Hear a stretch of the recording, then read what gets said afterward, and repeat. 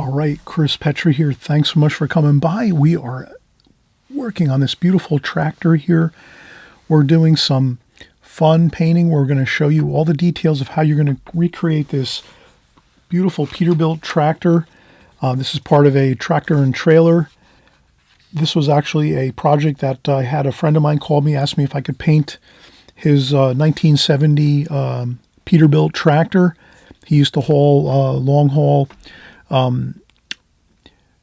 products across the United States from New Jersey out to California and then back from California to New Jersey.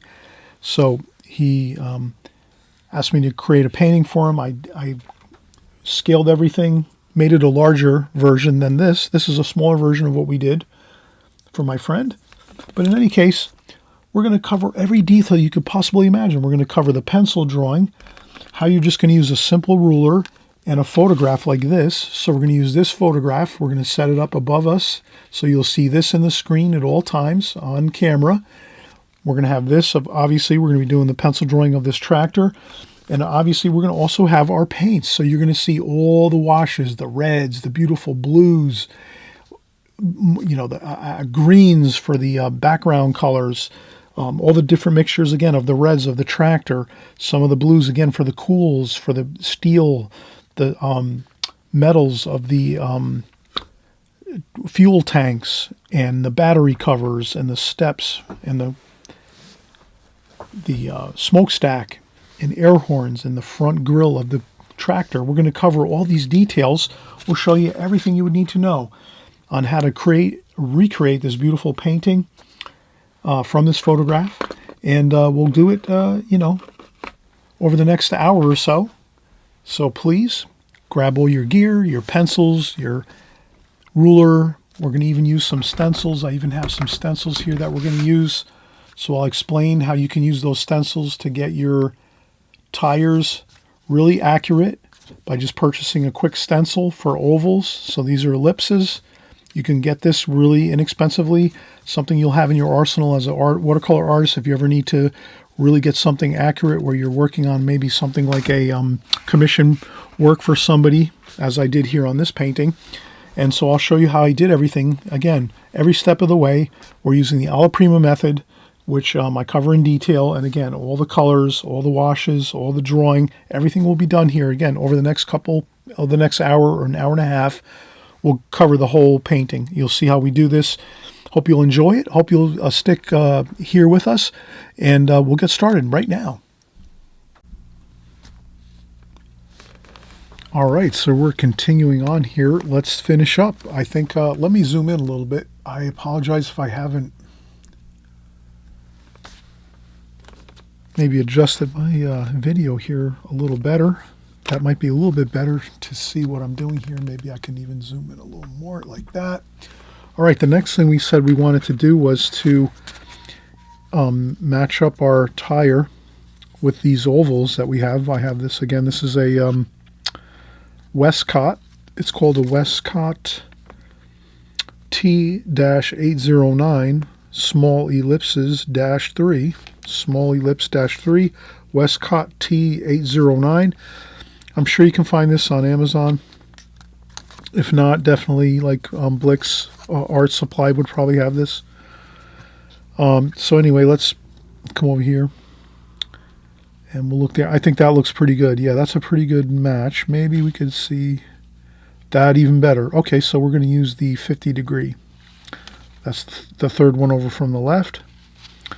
We'll just come down here. We'll put it right where we need it. And we'll use that for our ellipse for our tire. Now what we do is, since we have that ellipse, then you can erase it a little bit. You don't want to, you just want to have it as like a guide for your tire, but you don't want to make it too exacting. And then if we look at it, that's actually where the tire is in the light. So there's also the front of the tire, which is sort of under here. So we want to sort of make this like so. Like this. I want to curve that up a little bit like this. Curve this up here. That's where the treads are on the tire. We won't really paint those treads in there at all. And then there's a shadow from the fender that goes over the top here.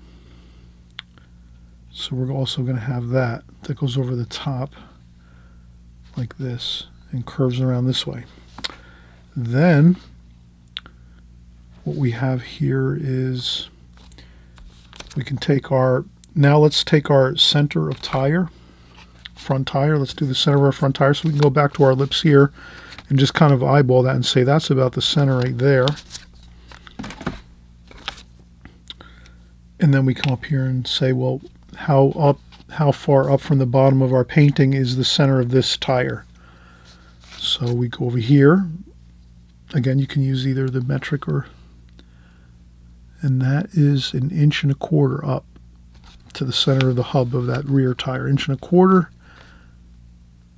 like this. Then we could also come over here and try to see if we can match up an ellipse to this here. Now notice this is a lot smaller, so I'm going to have to probably use maybe just the top of this like this. So I'm just going to use this top of this here to get the start of my ellipse like this, because that looks pretty good, and then I can use the rest to fill in the bottom portion of that. Well, that's pretty good. It's pretty close. We could, and you can also notice this goes out of the picture, the tire over here, like that. And then we have the tires over here. That's a dual. Those are dual tires there. There's also the fender over here that goes over the top. And it's not quite to the halfway point, so the fender is a little bit higher than the center of the hub of the tire here. So we're just trying to kind of get ourselves pretty good with what we're seeing. And this goes over here like so. Then we have the diesel tank over here. That's over this way like so. And then we notice again that the center of the hub of the tire all the way across to the center of the hub of the front tire, the front rim, is here. So then we can use that and sort of do a very super light line just so we have that. And then we notice, okay, that's where the step is. So that's the step up into the tractor there.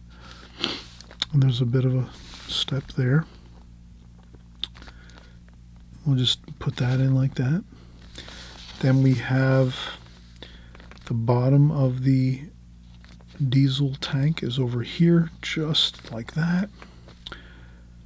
Then we notice that at the bottom of the door of the tractor, that's where the top of the mating point where the trailer will have its hookup to the back. So that's there. So now all things are sort of coming together here. We have the back fenders of the tractor there, like that. Then we have the diesel tank, which that's about halfway on the tread of the inner rear tire. So that's there, and it's sort of at the bottom too, like that.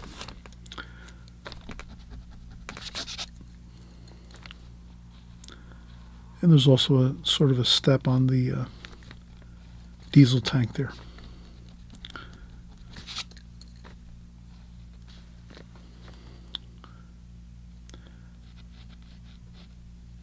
And so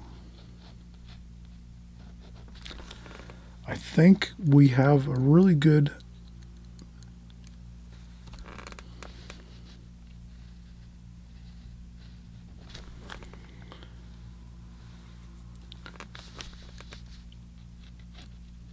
pencil drawing now of everything.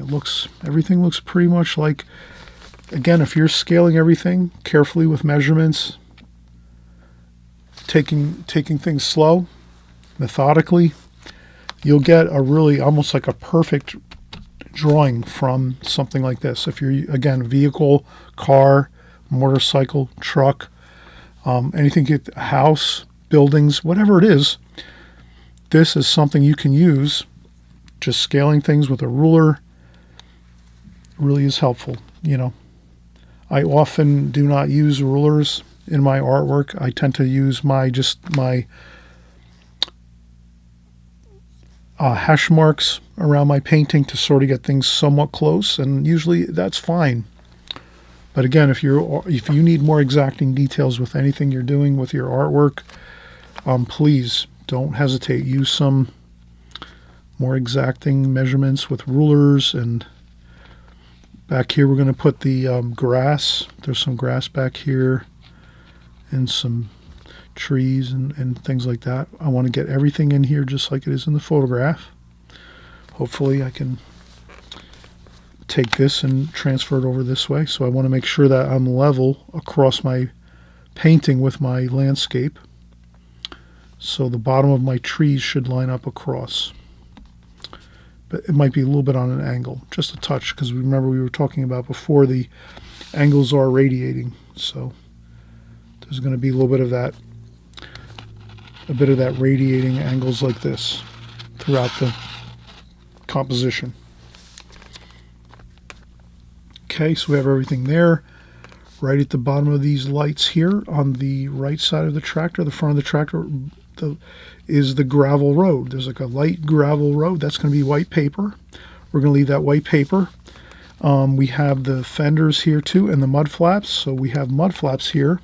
How high are the mud flaps up? Right at the intersection of where the tire meets the mud flaps. Again, we could take our ruler, measure it. What is that? That's a 1/2 inch. So a 1/2 inch up from the bottom of our rectangle picture frame. That's where our mud flaps are. And they come out on an angle like this on the bottom of the fender, which is up here. And that fender is actually incidentally right where the center of the hub is. So this is the mud flap here, and this is the bottom of the fender right there. And then we can look at the shadows and start to put our shadows in here underneath. No need to be too incredibly exacting with the shadows, as we know. Shadows are sort of free looking, and that's there. We have shadows under the front fender, like this. And that goes up like that to the front tire. A little bit of a shadow under the front tire here, like that. And I think we have it. And then this here, we're just going to go in like this with the battery compartment. That goes in like that. That's on an angle this way, like that. We have dark shadows in here. So now you'll look at all of your darks and your shadows. You're going to paint in your darks first here on this painting, I would hope, first. And then from there you can let your lights sort of happen as you're creating your darks. All right, so we have accomplished a lot. We've got the drawing in. I think I just want to do a little more detail here on the windows, the windshield. I can notice that the windshield, you can see through the windshield, and you can see the actual passenger side door window in this tractor, which is really cool. So that gives us a real feeling of seeing through the picture. So let's do that. Let's get where that is. That's about halfway up, like that. And then it goes this way, and then it's about a little less than halfway across this way, like that.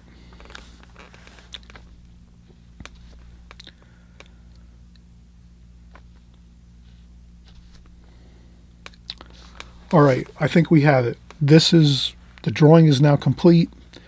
We have everything we need for the drawing.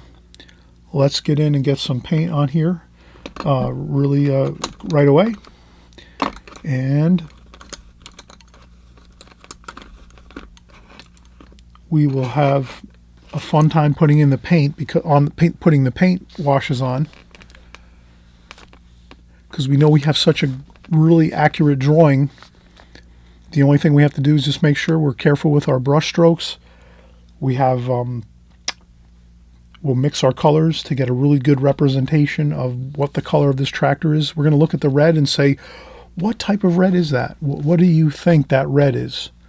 Is it a cool red, a warm red?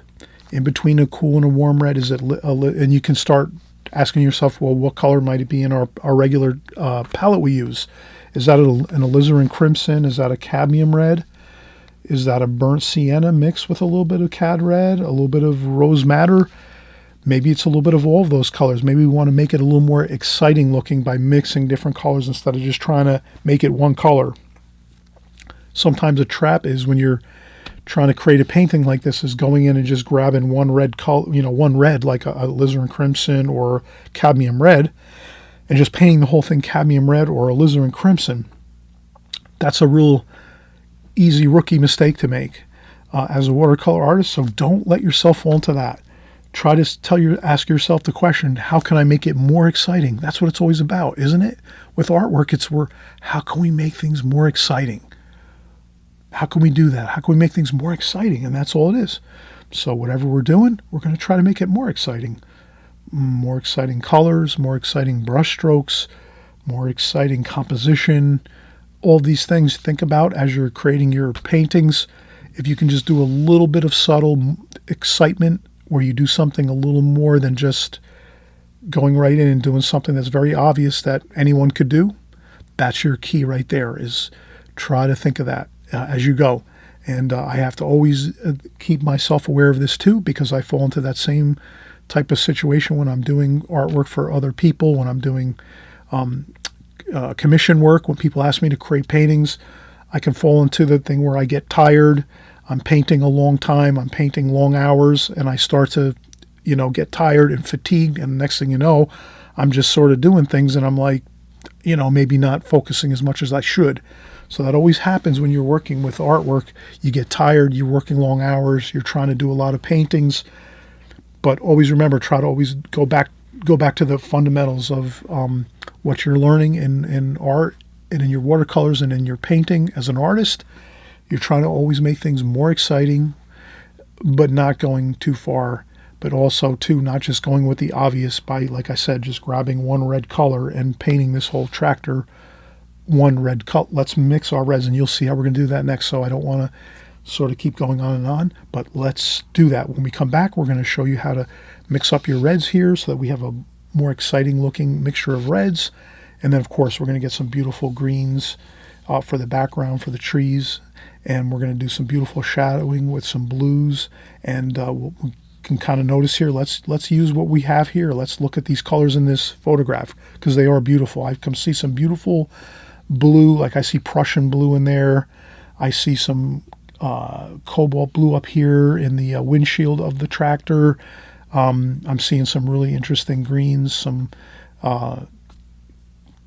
lemon yellow, and then some kind of like sap green, maybe a little bit of olive green in the trees back here. So we can get into all that, and some nice grays for the metals. The metals have some nice grayish colors. So we're going to put all that interesting color into this painting as we go. In just a second, we'll start mixing up our colors. We'll try to get our colors mixed first, what we're going to use for the most part, and then we can just start painting and have a great time putting in our washes. Okay? All right, we'll be right back. All right, so we've got to the painting portion of this video right now. So yes, we've done a lot of work with the pencil, carefully measuring everything as we went. I apologize, forgive me for going into such detail, talking a lot. I know some of you sometimes get a little bit weary listening to constant explanations of things and such. I totally understand that. I was actually watching a video today by another YouTube creator that was creating a beautiful watercolor painting, but the person was talking a lot. on the video, and it kind of felt like it was distracting me a little bit from just enjoying the painting and what the person was doing. So I totally get that, but the reason I do put a lot of detail into explaining everything as I go is because many people do want to hear all the details of everything. So I realize some of you don't want to hear all the details all the time. So I'm hoping you'll turn down the volume a little bit on your electronic devices, or do something like that to sort of like soften the delivery that I do when I'm creating my artwork. But I do want to kind of give more information than less, because there's some people I know they want all the nitty-gritty details of everything. And sometimes I'm like everyone else too. Sometimes too much information gets me a little bit, I feel like I'm just getting distracted from what I'm just trying to enjoy the painting or the video. But be that as it may, let's continue on. I'll start to get myself prepped to get the paints going here. I'll dump out my water in my water bucket to do some fresh, nice, clean, crystal clear water in my water pail, my water bucket. I'm going to use some pretty simple brushes. I'll use actually a synthetic Da Vinci No. 5 synthetic brush, travel brush. These are the brushes that break down, so you can actually break it down, put it in your backpack, your pockets. You have a front shirt pocket or your purse, whatever it is. You can just quickly use these if you're working outdoors, plein air painting. Maybe you're doing a weekend excursion and you're doing some painting or on vacation, or if you're just maybe in the backyard or at a park, whatever it is. These travel brushes are really great. I use them all the time. They're nice and light too. They're plastic handles, and for some reason they just seem to be really comfortable to work with. So the first thing I'm going to mention here is let's do the darks first. We're going to do this alla prima painting method. And of course my book that I have linked below, basically my book covers the two main techniques I use all the time, which is either alla prima or the glazing method. So I use those two techniques and methods all the time with my watercolor paintings. Sometimes I'll use both of them in combination. Sometimes I'll use each one exclusively. But if you learn both of them sort of like on their own, then eventually when you're painting for maybe 3 to 5 years or more, you'll start to use them in combination, to one another, and you won't be so concerned so much. You'll just kind of look at a painting or look at something you're going to create, and you'll say, yeah, I need to use the glazing technique for the most part here, or I need to use the alla prima method. So that's kind of like why I always mention this when I mention my book, because my book covers both methods and techniques that I use, the alla prima and the glazing technique. So I'm hoping you'll pick up my book so you can kind of learn all about that. And then I have a video, maybe like a 1 to 2 minute video that shows you each page of my book, so you see exactly what paintings are going to be in the book when you're purchasing it, because you don't want to buy a book if you can't see the pages of it first and what's in there. I always got frustrated, over the years, kind of going off on a tangent here, but I bought books before in the past where I thought there was going to be all kinds of great artwork in the book, and then I bought it and there was all black and white pictures or photographs and not too many color paintings and stuff like this. So I've bought a lot of artwork, and books especially. I've bought a lot of artwork and books too as well. And sometimes I've bought books that were just like, kind of disappointing because it was mostly black and white and it wasn't even that many photographs of the paintings in the book. So you'll see exactly what's in my book if you do check out the quick video. It's only 1 or 2 minutes. And you'll see that I have many, many, many beautiful watercolor paintings in my book. And you can work from all those, and it'll give you years of fun painting from those paintings.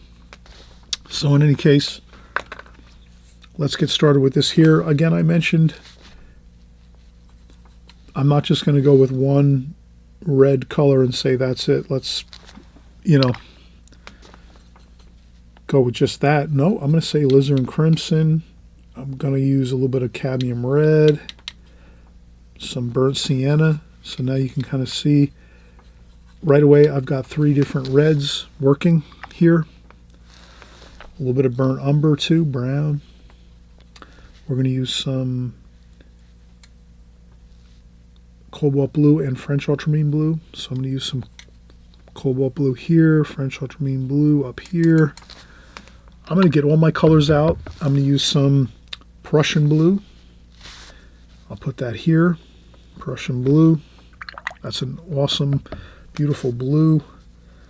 That's like a cool, really cool blue toward the green. And we're going to kind of key in on these colors right away because this is what we're going to be doing first, the darks first. So let's remember that. Let's do the darks first. This is some Payne's Gray, and we'll do some Ivory Black. Oh, that's some Payne's Gray there, and some Ivory Black was up on the top here. So that'll be the, we'll use some black, Ivory Black, Payne's Gray, Prussian blue, cobalt blue, French ultramarine blue, a little bit of burnt umber, burnt sienna, alizarin crimson, and cadmium red, maybe a little bit of rose madder too. And so this way we have lots of different interesting colors, maybe some cerulean blue too as well over here. Let's mix a lot of colors into this paintings to make it more exciting. So I'll just start right out with the darks. And I kind of penciled in my darks over here to start with, so I kind of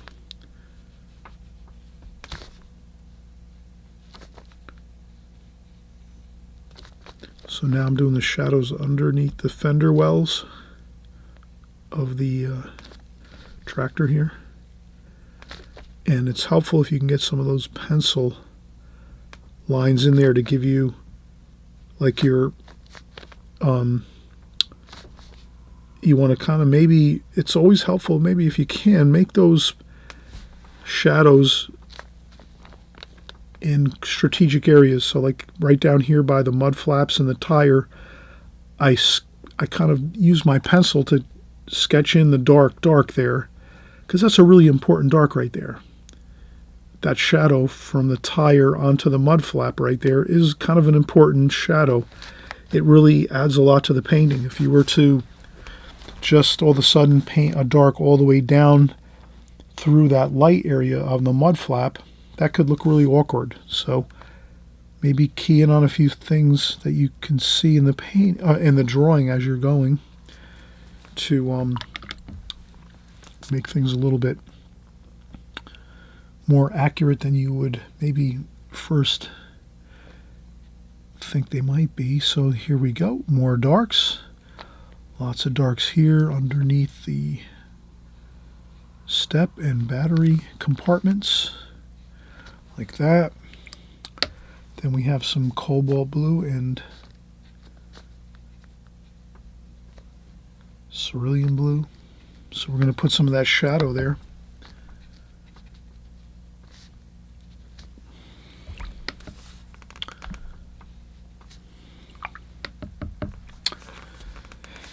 And then we're just going to continue right on through the painting here. We have some darks here along this side of the fuel tank. That's a good dark there. There's some good darks underneath the door here. Those are very, very dark, so let's get those in.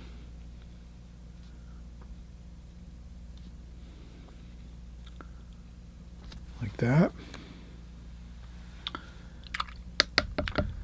And it's good to actually, wherever you see the darkest darks, get those in, and then don't lose control of them by painting more shadows or other lighter lights from your, if you can isolate your darker darks, get those in and let them be as they are and let them dry actually, because that can be a big help to let those darks dry. Because then you can go in and do a couple lighter values next to them without having it all smudging and flowing together, all in one. So that's kind of a good thing. If you can remember that, it's always a help to try to let your darks dry, your darkest darks. Let them dry first before you go in and start tying them into the rest of the washes. So you can kind of see how I'm getting the darks in first. We'll do a few of these here. So I'm just looking around the whole painting. Where are my darkest darks? Over here I see the tractor window is open. So the the tractor window is left open, and there's a really dark there where the tractor window is left open, and you can see right into this interior of the cab. So that's a good thing. It looks good. And we have some dark there and dark there. Underneath the mirror, there's a mirror here. We're going to leave that white paper. Where else do we see darks? I see some really good, interesting darks right here underneath the visor. The visor is actually casting a shadow underneath onto the windshield. And it's a really super dark. So let's get that and look just like that. Like that. So that's what I like. This is your mission right now. As you're working through this painting, your mission is to get the darkest darks that you see in this as best as you can. Obviously, as you work with art, as you work with watercolor painting, or if you're even painting in oils or acrylics, whatever medium you're working in, or even if you're just doing pencil drawings, pen drawings, whatever it is, or pencil sketches, if you can just key in on the darkest darks right now in this painting, just say, I'm just looking at I need to find the darkest dark parts of this painting first and get those in and just get them onto the paper. That's a huge advantage you're going to have. That'll make your painting a really, beautiful painting, because you're going to notice that if you get those darkest darks in there first, then the rest of the painting you're going to key the rest of your colors and washes according to those darkest darks. So you can see I'm getting, like right there, a very dark there. Underneath here where the tires are, underneath the shadow of these fenders on the back tire, there's a dark that goes around here like that. There's a dark that sort of goes down in between the two tires like this, like that. There's a really dark under the door here and on the sides of the battery compartment and the step up into the tractor like that. There's really incredible darks right underneath this fender. I have those in already. There's some pretty good darks on the top of the fender there, but they're not quite as dark as you could see the rest of these that we're creating right now. So we will get into the rest of the washes, but the first thing is to get these really dark darks in, and I might have just added a little bit too much dark over there. But that's all right. I don't think anyone's going to notice really too much. And then this here's really dark there under the fender. And there's some really dark shadows underneath this fender here. And again, you can rest assured that you can always take a little bit of damp brush. Like you can take your brush later on, dampen it up with some damp water, some clean damp water, and slowly take these dark darks and sort of soften them out and make them, blend in with the other washes. So that's a good thing to remember too, is you'll have that advantage of doing that as you work through the rest of the painting. So now I'm just getting the darks of the shadows underneath this portion of the painting, which is the front tires.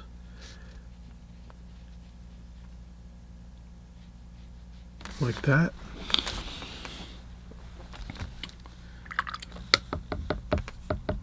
Any place else I see very dark, so I'm going to try to do that. I see really super darks here on the air filter over here.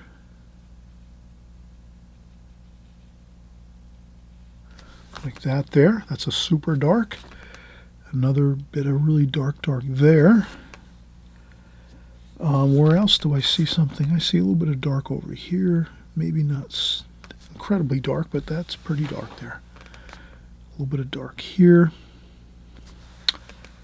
Where else?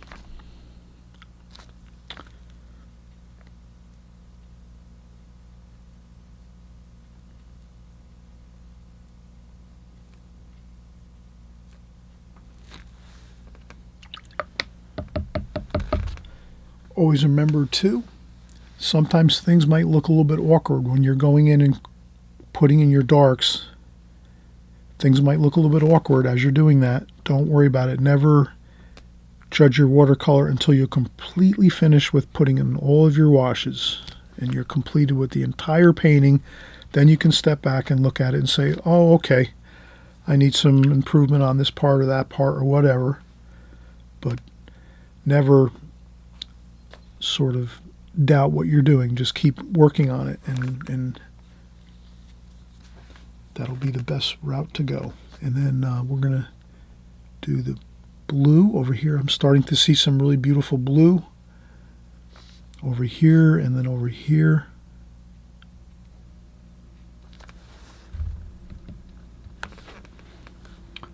There's some dark blue with so I'm going to use some Prussian blue here, Prussian blue, and a little bit of the black to kind of block that in there.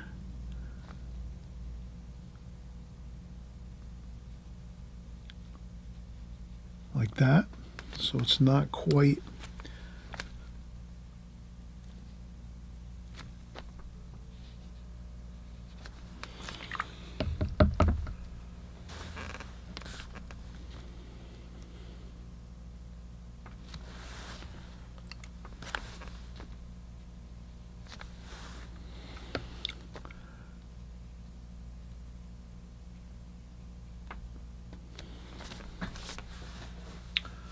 okay. So we've got those lighter values of very, very light blue, which I just basically rinsed my brush off.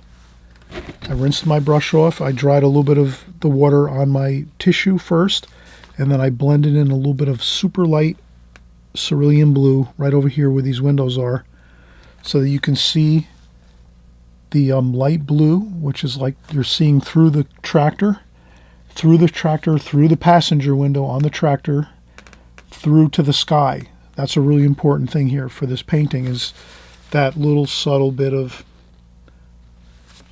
seeing through something to give it a three-dimensional quality. So that's why and then we can go in a little bit later when this is all dry over here, this portion of what I'm doing right here.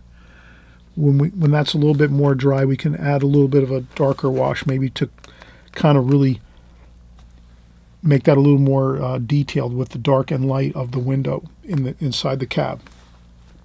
But I don't want to keep touching things up in here. Let's just leave it as it is, and you'll see later how we're going to go in and maybe touch that up a little bit. But this is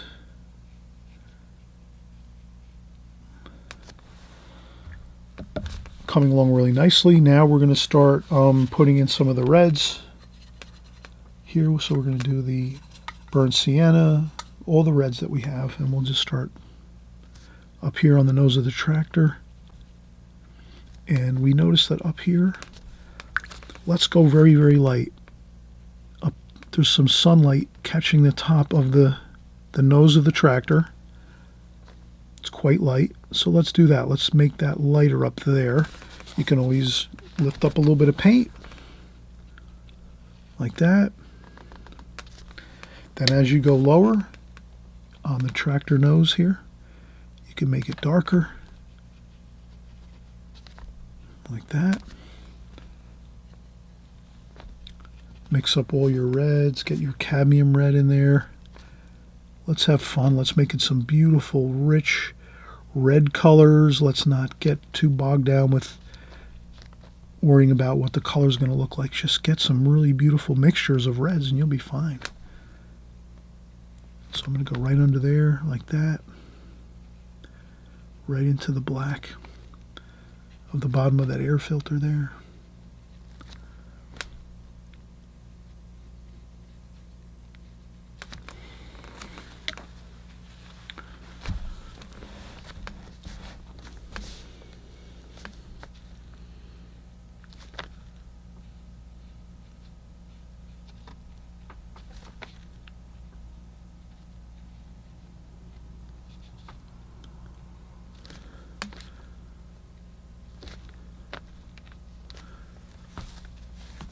And you just keep working your washes.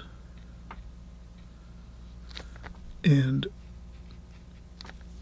I wouldn't worry too much. Now that looks pretty light now. So it's a little lighter over here. So I would start to lighten up the wash a little bit over here on the door. The door looks a little bit lighter, and it looks a little darker over here on the front of the nose of the truck, of the tractor. So you try to look subtly at what you're seeing.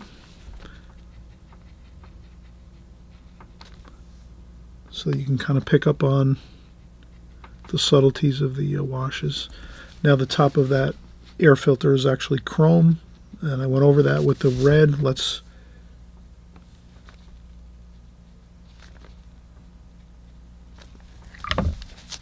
try to make that, keep that red and then keep that chrome.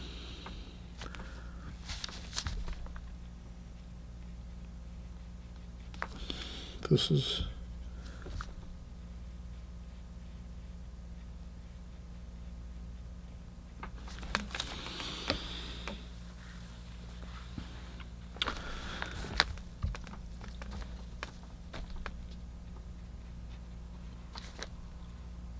okay, there we go.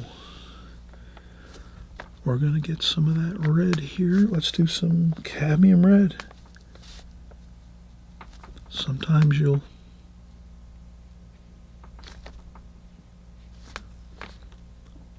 change up your colors a little bit, like that.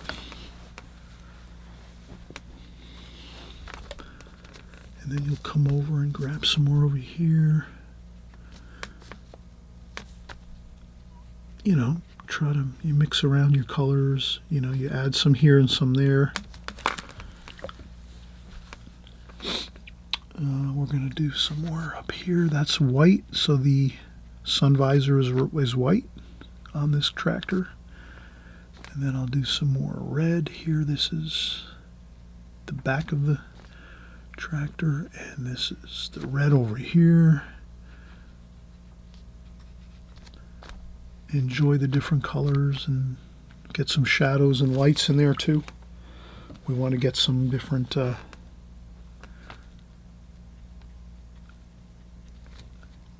that's the mirror there.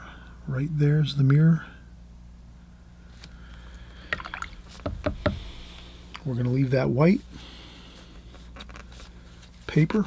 We'll put some blue on there for shadow color.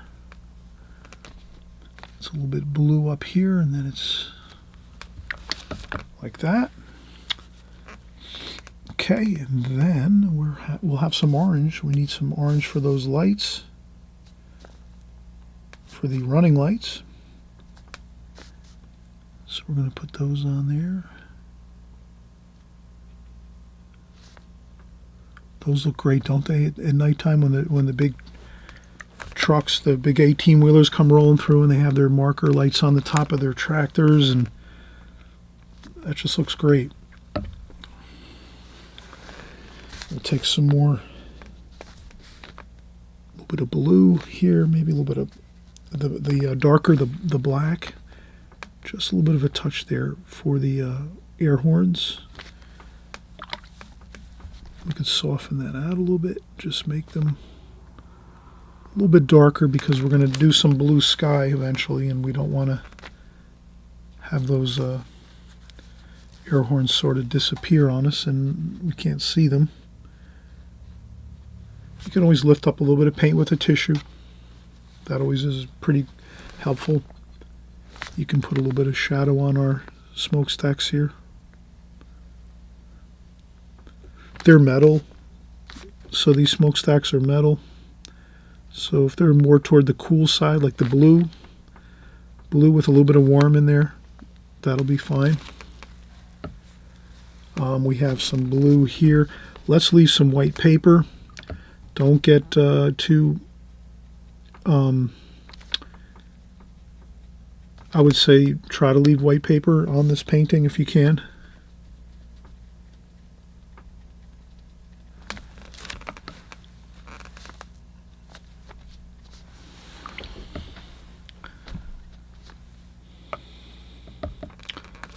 So I'm going to try to definitely leave white paper, and warm and cool for our shadows. And let's do the front fender here. We'll take a break in a few minutes. Actually, let's take a break and then we'll come right back. That's a good stopping point here. We've done a lot of painting right now, so let's take a break and then we'll come right back. All right, we're continuing on here, and we're just really, at this point, we're sort of like 75% of the way there. We have pretty much most of everything completed. So what I'll do is I'm going to empty my water bucket. You can kind of see the water in my water bucket is quite murky, pretty dark and murky, muddy looking water. Let me just empty that out. A good habit is to always just try to empty your water occasionally, put in fresh clean water. Sometimes it's more important than other times. If you're going to do a really light wash like a sky wash or some really light washes, you definitely want to change your water and put fresh clean water in there. If you're doing darker washes, sometimes it's not as important, but in any case, I always try to change it out as I'm working here. So we are sort of, again, pretty much 75% complete. Our main goal, we're painting alla prima right now. So alla prima is basically when you're going to go in and paint everything at one time, and you're not going to be really doing much like light washes first and letting that dry and then going over that with darker washes. Alla prima is basically you're going in and just doing the painting, starting the painting at one point and just working the whole way through. And most times you're going to want to start with the darks. So with alla prima, as far as the way I've learned it from like great artists that have taught me, they say to start with the darks first and then just go from there and paint all the way through the painting until you're finished. So that's what we did here. We went with the darkest darks first, and now we're sort of like finishing up the painting with our medium tonal values. So we got our darkest tonal values in first. Now we're going with our medium tonal values, which is kind of like the red of the tractor. And we'll put in some greens for the grass and some trees. And we'll do some more shadowing and some more grass and things like that in the foreground. And we have a few more shadows to do in the foreground. So let's do that. Let's get some shadows in here. But I definitely see that we do have some darks here. So I'm going to start putting a bit of darks here on that front fender.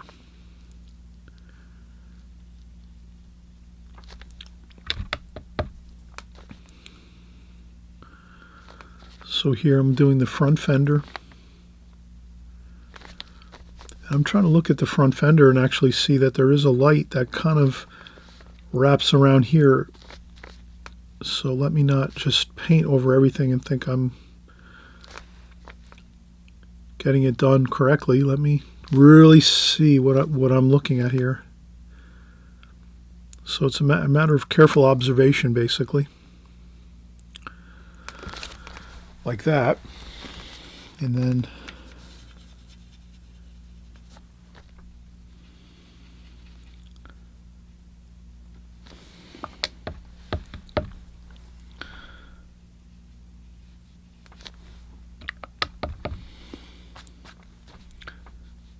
I'll just take that dark and kind of work it up there, because you can see it goes pretty much right around there. If you have to lift up a little bit of paint sometimes to rescue a spot, you can do that. Like that there. So I get that little bit of that light rim going around where the top of the tire is there. So you can use a tissue sometimes. And then we have the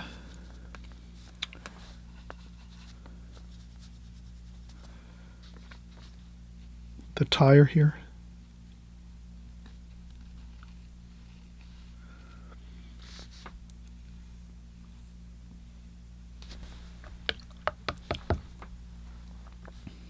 And the tire back here, we're going to have some shadow there.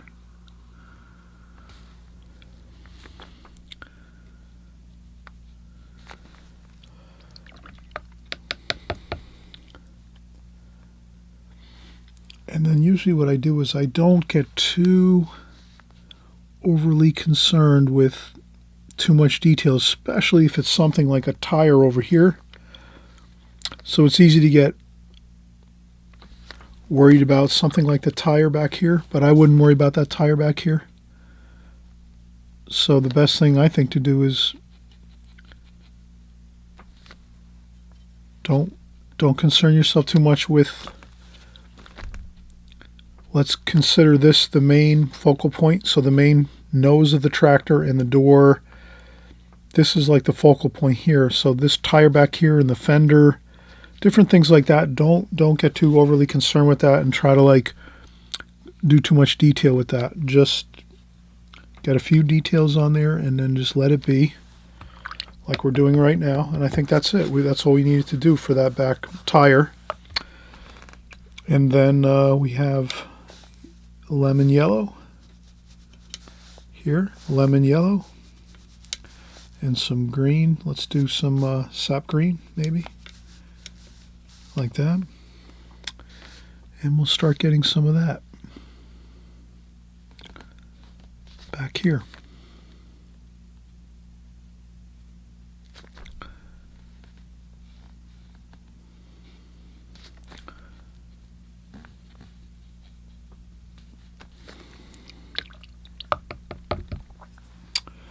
And maybe some, again, some more sap green and maybe a touch of cerulean blue. What I'll do is I'll consider this cobalt blue, maybe a little bit of cobalt blue.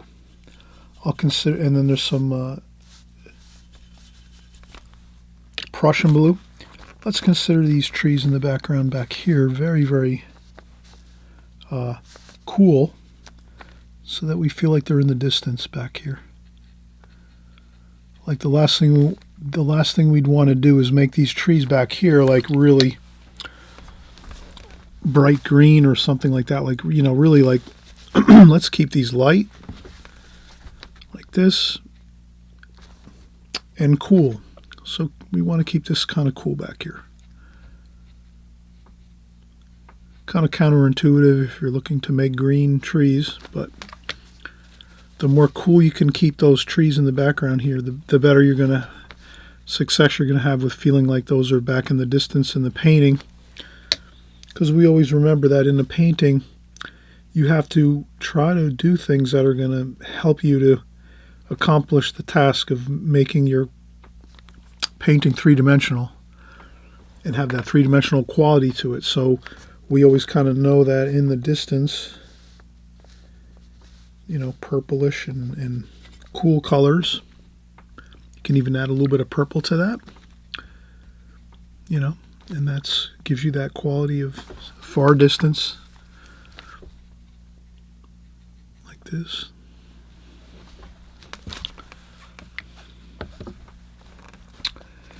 And then as we do this over here, more green, yellowish green here.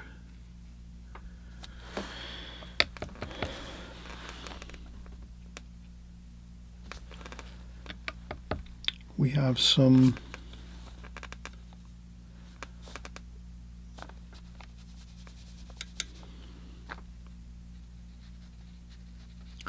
little bit of green there, so there is some green grass over here. A little bit of weeds and grass, and it kind of ties in with the shadows a little bit there.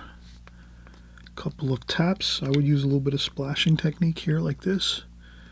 A little bit of splashing technique there. Why not get a little bit of splashing going on there? And that is good there. You can also blot up a little bit with a tissue if you want to. If you find there's anything that is looking too much paint or too dark a value, you can do that. Add a little bit of that in there, or blot up a little bit. You can add a little bit of green and yellow to your wash on the tractor, just to kind of like indicate like, yeah, there's some color that is from the grass and the greens sort of bouncing back up and influencing some of the colors in your painting. And that will actually work good to getting the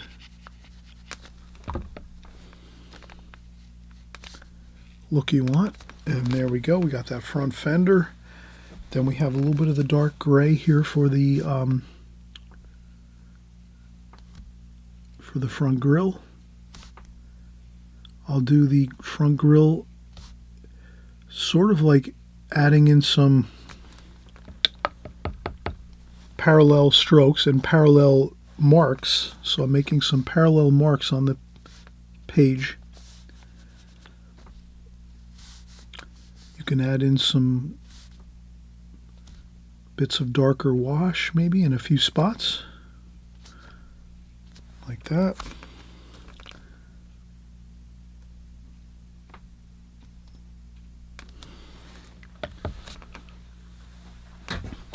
Then the Peterbilt insignia is up on top here.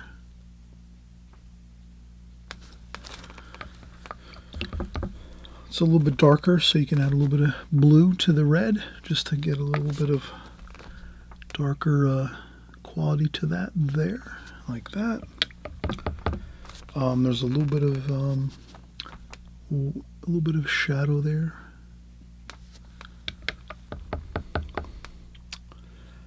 A little bit of shadow on the metal there, like that. And then we have some of these lights here in the front. Let's try to maybe just carve around these a little bit.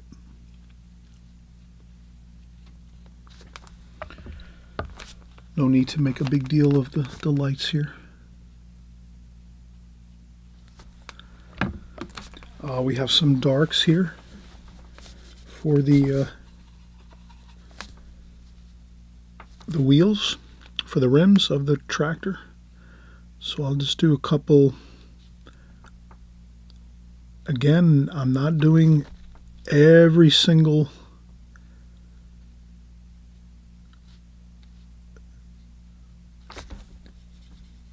I'm not trying to copy this part, the little small cutouts in the rims.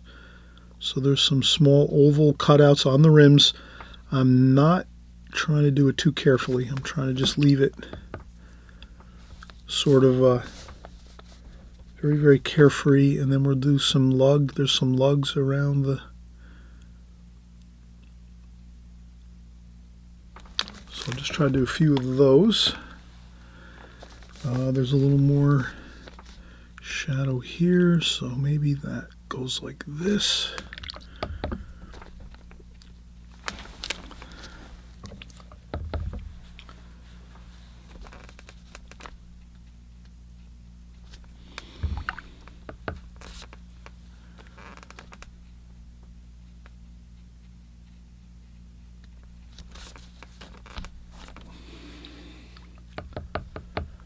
Okay, so we have the tractor now really coming together. There's some shadow over here like this. On the other side, there's a light on the other side. It's kind of got that same parallel line across it, like this and like this and like this. And then we'll do some more red just to kind of maybe do some more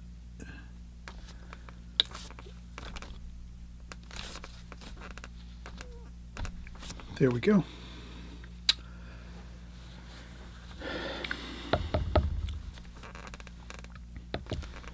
I think that's really good. I think we did talk about how we were going to maybe take a little bit of darks with blue and maybe a little bit of red too. And we were going to try to create a little bit of that darker dark back here on the inside of the interior of the cab. It's a little bit darker back in there. like that. Then we wanted to have a little more red right here for the center of the windscreen, like that. And I think that's really going to be the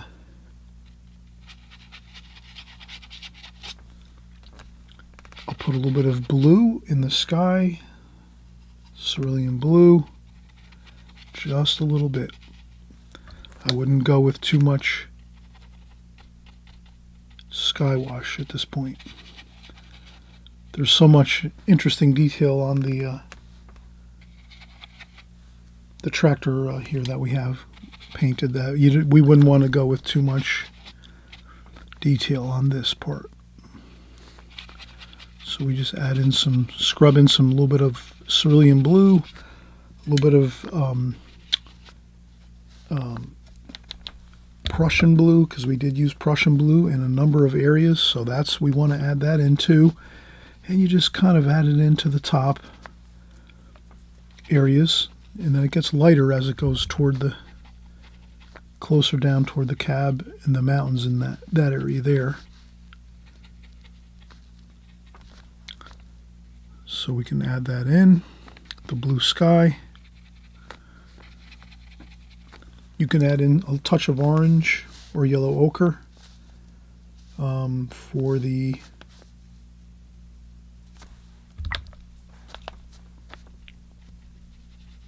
horizon line here.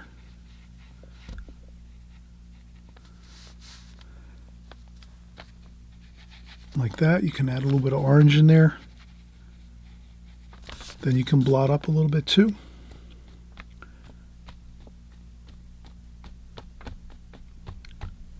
I would definitely keep that sky really, really diminished. I wouldn't do a lot to the sky. I'd keep it very, very low key, diminished looking. The only thing I think I would do now at this point is I probably would use a touch of white, titanium white, to just fix up a few spots that I see that are maybe we could kind of fix up a little bit. So I'll take the titanium white with a little bit of yellow ochre. So you can see this, I just have a little bit of titanium white in a tube like this, and then I take yellow ochre and I put just a little bit of yellow ochre in there, just so that white becomes a little bit warm looking as far as the color temperature of the white, so that it's like kind of a warm white. And I use the point of my brush, and I'll just add in a couple fix up spots where I think I might have needed a few spots where I needed to add some whites to fix things up a little bit. There, I think I needed some there. Along this stack here, the smokestack, I wanted to add some white there.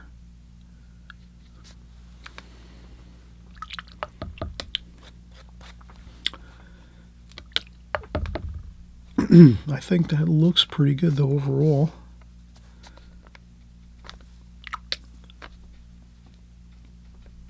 I think I needed to add a little more shadow there.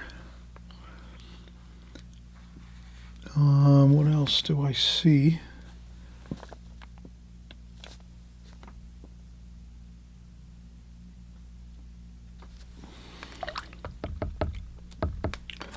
I added a little more red there by the fender. And then what I'll do is I'll take some fresh, clean tissue like this and just kind of, maybe just do a quick blot there. Just to blot that up a touch there. What else do we need here? A little bit of shadow under there. And we need some shadows here from the mirrors here, so let's do that. A little bit of purple mixed in with a touch of the black there. I think that's what we would need there. And then we'll just do a little bit of that. Very, very light though.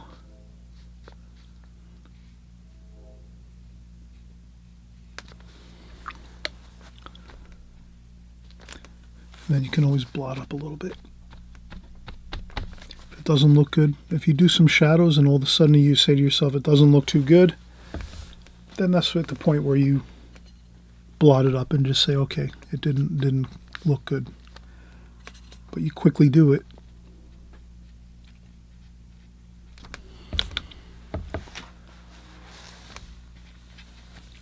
All right, so we have pretty much our finished painting. Now, as we look at it, we're pretty much happy with this. It's we have some shadowing. We might need a little, I would say maybe there's a little more shadowing here with some purple. There's a little more lighter value there with some shadowing. Like that. Looks good there. We have a little more shadowing maybe over here. Like that.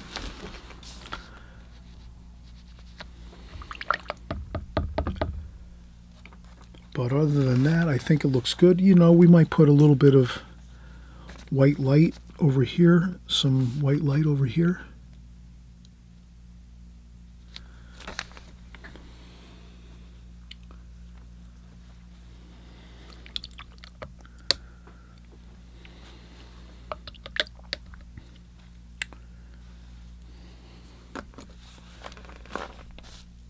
Maybe we need to add a little touch of red over here just to straighten out this line a little bit. Sometimes you'll have a line that doesn't look too neat, so you can always add in a little bit of red or whatever color you might need to straighten up a line a little bit.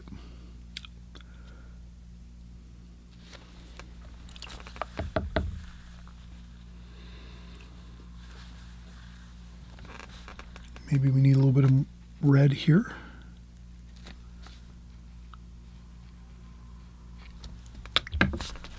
And we just rinse off our brush, take off some of the water, and just use a damp brush and just sort of blend that in. Maybe the door is a little bit lighter up top by the handle where the door is there. And maybe it's a little more red down here. But we do have some good variation with the colors of the red. And I think we have everything pretty much looking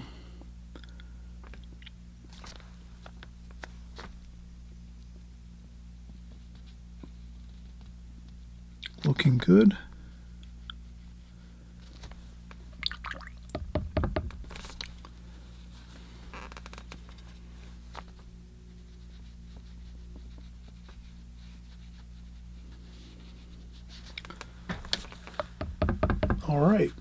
All right, so we've had a fun time doing this recreation of a beautiful tractor, a Peterbilt tractor from the 1970s.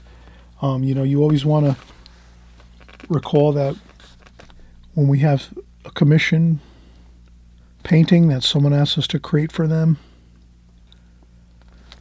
we want to make sure that we're doing the best possible job we can. And so if we take our time and really focus on the details of everything, we will, chances are we're going to actually get there. We're going to be able to capture that realistic look of what we wanted to do. So thank you for watching. I really appreciate it. I'm hoping you'll subscribe below on the right hand side below. Thumbs up. I hope you'll give me a thumbs up if you really like this painting. If you want to see more paintings like this, the best way to do is give me thumbs up. Then I know that you're really enjoying this type of content on my channel and you want me to do more paintings like this. But of course, subscribe so you don't lose track of us and you know, of my channel here. And thank you for coming by. And if it's your first time here and you're saying, wow, I've never seen this artist before painting on YouTube, I'm glad you're here. I'm glad you're at the right place at the right time. Just please subscribe if you'd like to. You know, that's your choice. But when you subscribe, all that's going to do is basically just keep you in contact with me and what we're doing here on my channel, painting, drawing and painting in watercolor on a consistent basis, doing every type of imaginable subject matter that you can, you know, fathom in watercolor. So we're doing paintings like this of a beautiful tractor, a Peterbilt tractor. Maybe tomorrow we're going to be doing flowers. The next day we're going to be doing a seascape with sand dunes and beautiful plants and wispy grasses. Maybe another time we're going to be doing a figure painting or a portrait painting. And then after that, we might do a city scene. So we're doing everything watercolor. And each time we come to the table here and work, we're always covering the fundamentals and basics of watercolor. And that's my goal. Always my goal is to kind of just cover the basics of methods and techniques of watercolor for you so that you learn it, you see it, you hear all the terminology, you see how we're doing everything on this video, and then by that you will actually, over time, be able to, really create beautiful paintings in watercolor, and you'll be absolutely thrilled. So that's my goal. All right, so happy painting, everybody. Enjoy the watercolor journey. Before you know it, we'll be back again painting another wonderful painting here together. Okay, so a good evening, a good day, a good morning, and we'll see you very soon.